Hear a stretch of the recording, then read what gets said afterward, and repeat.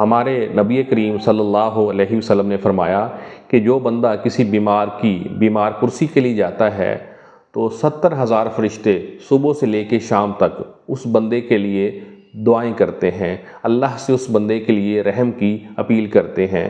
اور دوسری جگہ پہ ہمارے نبی کریم صلی اللہ علیہ وسلم نے فرمایا کہ وہ بندہ جو کسی کی بیمار کرسی کے لیے جاتا ہے، جتنی دیر وہ اس بیمار کے پاس، اس مریض کے پاس قیام کرتا ہے، وہ ایسے ہی ہے جیسے کسی جنت کے باغیچے میں بیٹھا ہو۔ اور تیسری آپ کے ساتھ ایک حدیث قدسی شیئر کریں گے۔ ہمارے اللہ پاک بندے سے سوال کریں گے کہ اے آدم کے بیٹے، میں بیمار تھا، تو نے میری بیمار پرسی نہیں کی۔ تو بندہ آگے سے جواب دے گا کہ اے اللہ پاک، تو ہمارا رب ہے، میں کس طرح تیری بیمار پرسی کر سکتا تھا؟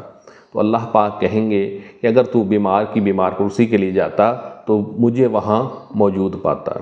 کتنا بڑا عمل ہے، کتنی بڑی سعادت ہے، اور ایک بیمار کی بیمار پرسی کرنے کے کتنے انعام ہیں۔ کوشش کیجیے آپ کے محلے میں، آپ کے شہر میں اگر کوئی بندہ بیمار ہے تو اس کی لازمی بیمار پرسی کریں، اس کی حوصلہ افزائی بھی ہوگی اور اللہ پاک آپ کو انعامات بھی دے گا۔ اپنا بہت سا خیال رکھیے گا۔ اللہ حافظ۔